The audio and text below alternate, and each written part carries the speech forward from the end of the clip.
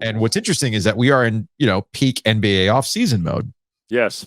And the NBA this past weekend finally unveiled the long marinating in-season tournament.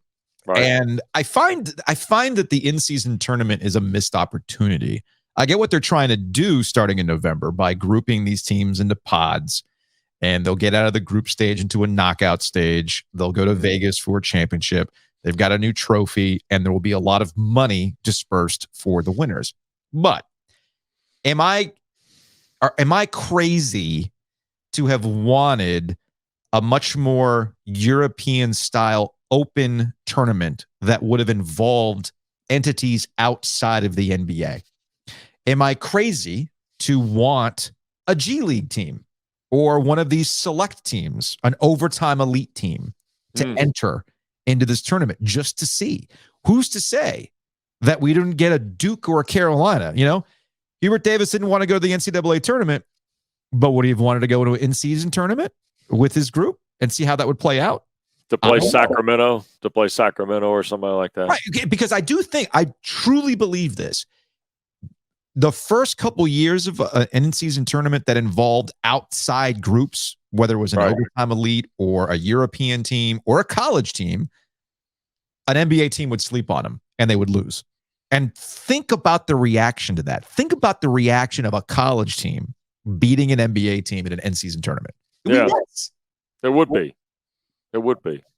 And it's look, the NBA tournament aside, it's a long tradition-laden event having these in-season tournaments in European basketball. Why? Because it's a spinoff of the cup play you get in soccer in Europe and in South America and in, the Far East. You get it. I mean, they play in-season cups in both football or in both basketball and in soccer all over the world, except the United States. Just like college basketball at the men's level is the last two-half basketball left on the planet. Everybody else plays four quarters, okay? But the NBA to do this is trying to grow the brand globally because it may start in Vegas. This event's going to end up worldwide. I could see that. Because they're already playing like the preseason stuff in Saudi Arabia and the UAE. Yeah. They play the in-season tournament or the in-season doubleheader in London. They do it in Paris. They're going to Germany. Look at what the NFL's doing. They're awarding international marketing rights to teams in exclusive countries, things of this nature. That's all the NFL wants to do. They can't play a cup. They've got to play a schedule. So the schedule ends up being in venues across Europe in this particular case. To me, I think it's an opportunity for college basketball. But the college basketball opportunity has to be met in a different light. Yeah. I understand why the ACC-SEC challenge is where it is in the calendar. I wish it was where the SEC Big 12 challenge was in January or February. Yeah, I'm with you. That's where I would rather have the ACC-SEC challenge. And in this particular case, I wouldn't mind playing it intermittently, November, December, January, into February. To that end, Mike Krzyzewski recently did an interview with the Charlotte Observer. It's part of their summer series of, the legends of North Carolina sports. Right. And Krzyzewski had classic passive-aggressive, here's what you should be doing with college football or college basketball, basically doing what college football is doing, in that the NCAA doesn't have a say with college football, and somebody needs to take that ownership in college basketball and run it like a business. And I completely agree with him. And at the end, he says, yeah, but what do I know? It's classic Mike Krzyzewski, passive aggressive. But what do I know? But what do I know? He said you know everything, sir. That is a classic Coach K when it comes to the business of college basketball. He clearly has opinions to evolve this game. And I wish somebody would actually listen to him rather than rolling their eyes because it's Mike Krzyzewski, right? Because he has very good points. And you and I feel like we've been having this conversation, you and I, or with Adam, around ACC tournament time about how do you redo this? How do you reboot what has become something that is superfluous at the end of the season? Because most teams already know they're making the NCAA tournament because of the expansion of the tournament field.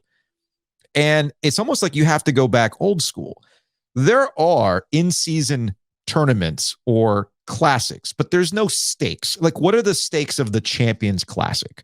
What are the stakes of the Nike tournament out in Oregon? There are the PK80, the 85, that deal, right? Yeah, like what are the stakes for those types of things? Sure. There aren't any. There's a trip to Hawaii, there's a trip to the Bahamas, and those are good team building experiences. And even for your fans, if they want to make the trip where they can, go watch a basketball game, and then in a couple hours, that basketball court gets turned into a casino. Like, I get all those things.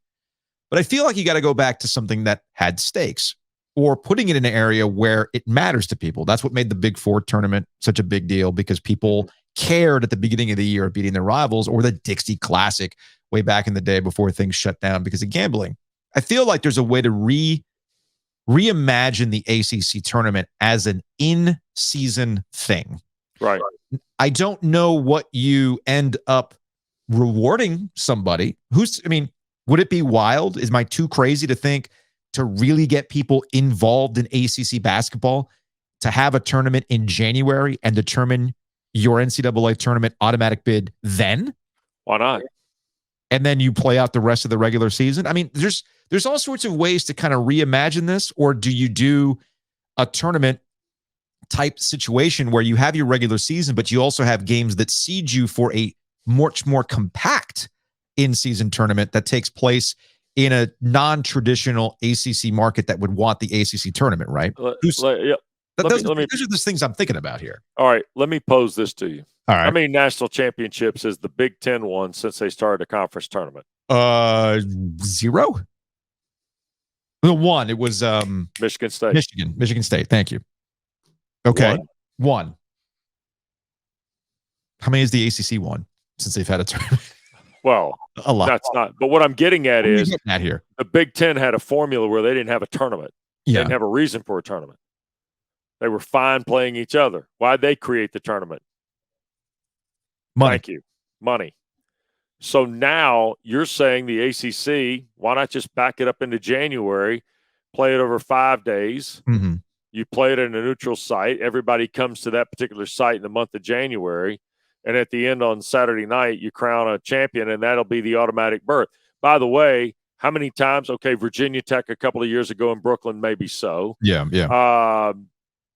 Georgia Tech a couple of years ago in the pandemic with Alvarado and Moses Wright, maybe so. The fluky one, but hey, man, they won it. Anybody will take it. Okay, anybody, you get one. I mean, they hand it out every year. Somebody's got to grab it. Right. To me, if you were going to do that, if you're going to do it, now's the time to do it, number one, because the timing on this, there is no authoritative rule in college basketball anymore. Why? Because the organization running it doesn't have any authoritative rule. Mm-hmm. Just look at the headlines last week in the state of New York.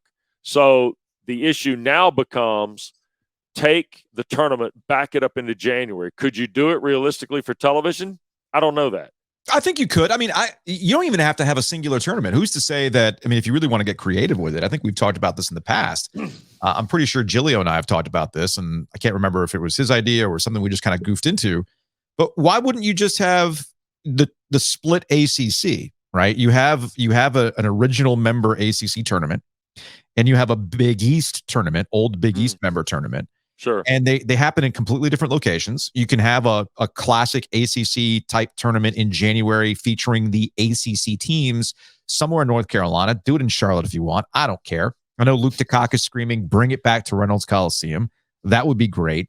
And that the old Big East teams have a tournament somewhere in the Northeast corridor, preferably MSG if there's a break in the schedule. And then the two champions meet somewhere. Or there's like there's a game that gets played based on the better record of who gets to play where. Yeah. I feel like the pandemic taught us that there is such a thing as flexibility in scheduling. I agree with that. Nothing has to be so rigid, both in football and basketball. Mm-hmm. And there's a missed opportunity. If Jim Phillips is going to kick off ACC Kickoffs Commissioner Forum talking about revenue, well, there are ways to entice the television partner you have in ESPN to give you more money. You just have to get inventive. And I feel like presidents just act as though, well, no, you should just give us more money because we're your partner. Well, what are you going to do for me that makes it much more incentivized? So we'll see. I agree with that. And I think, too, the curious part about all this, and by the way, I'm with Luke on this. 75th ACC tournament ought to be in Raleigh at PNC. Yeah. and the Tuesday and maybe the Wednesday ought to be at Reynolds Coliseum. I like that. The Tuesday for sure. Oh, easily. The Wednesday potentially. I like that idea. I'll leave that on that table there.